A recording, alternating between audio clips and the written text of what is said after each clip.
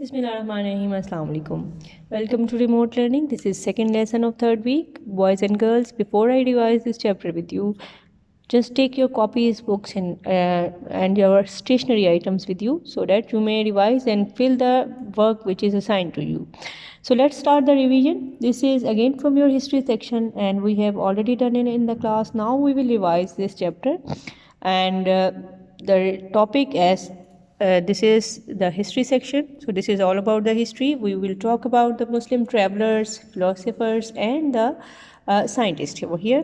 This is page number 55 of your textbook, and chapter is 12.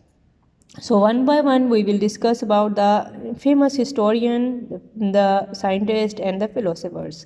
So first of all we will talk about Ibn Battuta. Ibn Battuta was a traveler and navigator. He was most famous for his time, and he traveled from Spain to China and then to the Central Africa and Russian states.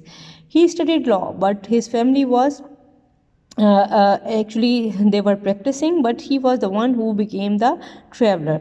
His first journey was to his pilgrimage to the Mecca, and then he also traveled to the other areas of the world, especially the Russian states, Bukhara, Samarkand, Afghanistan, Hindu Kush region.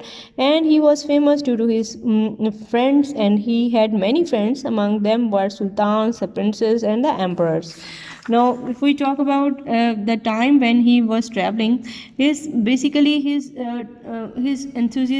and his he was very eager to know more about the details of the world. He went to Morocco, Baghdad, Samarkand, Sumatra, and Egypt even. And in Morocco he was called by the Moroccan king at that time, but he did not want to settle there.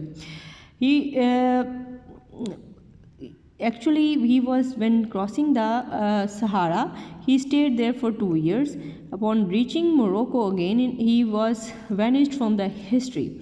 He was the person who was very famous, but where did he go? No one knows. Until it is expected that he died from 1368 to 69. His accounts of traveling and his notes, and his all recordings, whatever he made at his time, they made him a proper historian and geographer, and a person who was very much interested in geography. He will be known for his traveling and his much of his work in the fields of geography and history through ages. Now, if we will discuss another important scientist who was Al-Biruni. He was the Arabian by origin. He was born in Uzbekistan but died in Ghazni. He was a scholar and scientist of his own time.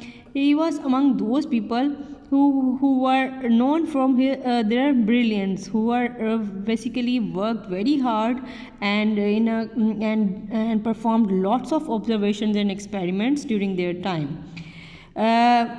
He went to India, and he also wrote a book which was very famous by the name of India. And this book recorded about the customs, culture, and the geographical boundaries of the subcontinent. He was very much famous due to his work. He was very much interested in astrology, mathematics, mechanics, meteorology, mineralogy, religion, philosophy, and literature. He also wrote some books on physics which were very famous for his time. Now we will talk about Ibn Rushd. Ibn Rushd was very a well-known scientist. He was introduced to the court of Qazi. He was very strong person. He was a physician, but he also was well in law. He was very much famous for his writings in Greek philosophy, which were translated into the other languages. We will talk about Ibn Sina. Ibn Sina was very much famous. He was a philosopher, physician, and an intellectual personality. He wrote a book which is known as the Canons of Medicine, and his writings were very much famous in the Europe, and they are the basics of the teachings of medicines until 17th century. Ibn Sina was very famous due to his philosophy as well. He also traveled widely in the Persia and died in Hamdan in 1037. Ibn Khaldun, very important philosopher, a father of historiography. He was born in Tunisia and he went to Grenada and some other countries. He was the person who was very much famous due to his observance of the human nature. He was also called as the father of sociology. He wrote many books, among them were the Muqaddimah to the Kitabul Ibrar, written by him. He was a person who just was famous at the level of the philosophers like Ibn Khaldun. He died in Egypt. We will talk about another important person in the history of sciences. He was a mathematician named Al-Khwarizmi. Al-Khwarizmi was the person who was born in Persia. He established the numeral system and he introduced the concept of zero. He also worked on astronomy and geography and he developed sundial and astrolabes. He died in 840. Now we will discuss the important person in history as philosopher. He was known as Ibn Hayam. He was Persian by his origin. He wrote many rubayat. Actually, this is a 4-line poetry which became very famous with the passage of time. Ibn Hayam was played very important role in the field of astronomy and mathematics. His learning became very much famous, and again this was the time of the history when the Muslim rulers were not very famous, but it was the reason the travelers, the scientists and the philosophers, they were gaining popularity due to their own work, whatever they were doing. Now the modern civilization, they not only consult their teachings, their findings, but also they are still talked in many areas of the world.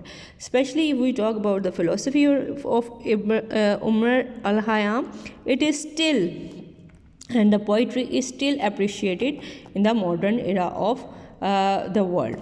Now we will revise question and answer of which are related to this chapter. The first question is, what are the mechanics, meteorology and philosophy? So mechanics is the study of a science which is related with the study of machines and the movement.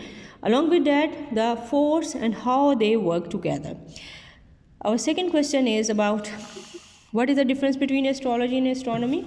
So astronomy is basically the scientific study of stars and planets and their movements by the means of telescope and many other scientific instruments. The astrology and magic are considered to be as much they were considered reality in past, but they are not more influential now.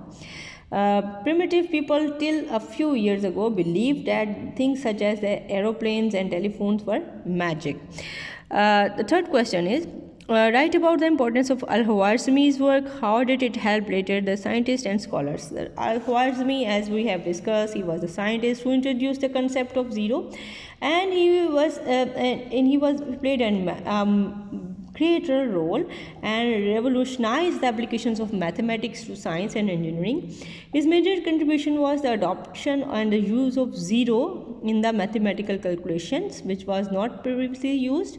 He was inventor of what we call as algebra, and he also used the higher mathematical concepts such as algorithms, which is extensively used up till now in computers.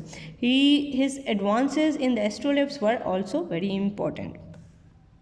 Our next question is, do you think the traveling was easier in Ibn Battuta's time than it is now? Discuss in it.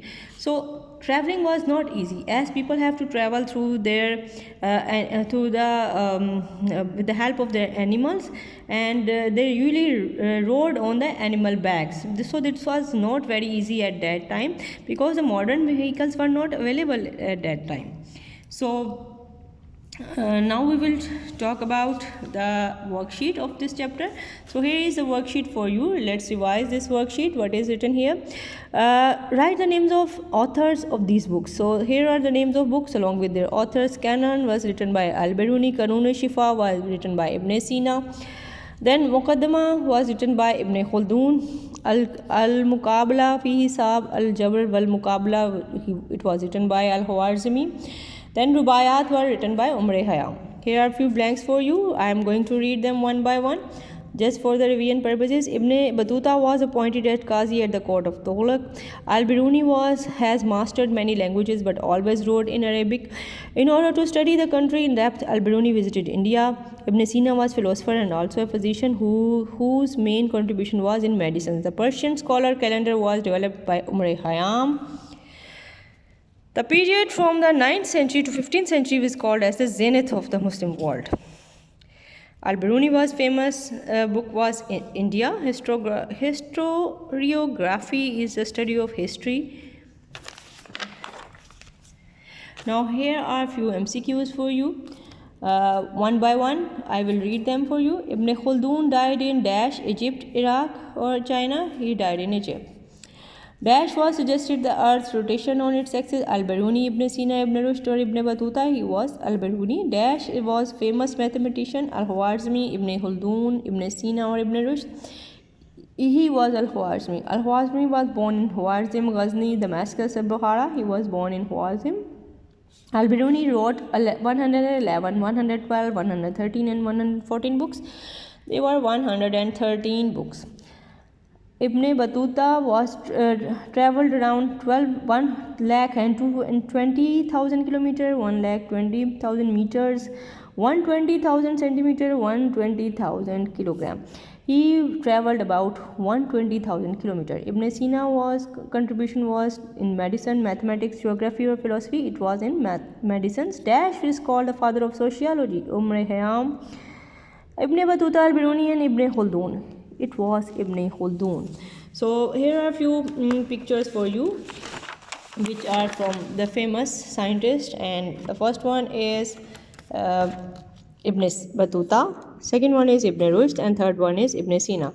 Boys and girls, that is all for today. See you soon inshallah. Do your worksheet, fill it in the Google Classroom and do it timely. This is very important. Thank you very much. See you soon. Allah Hafiz.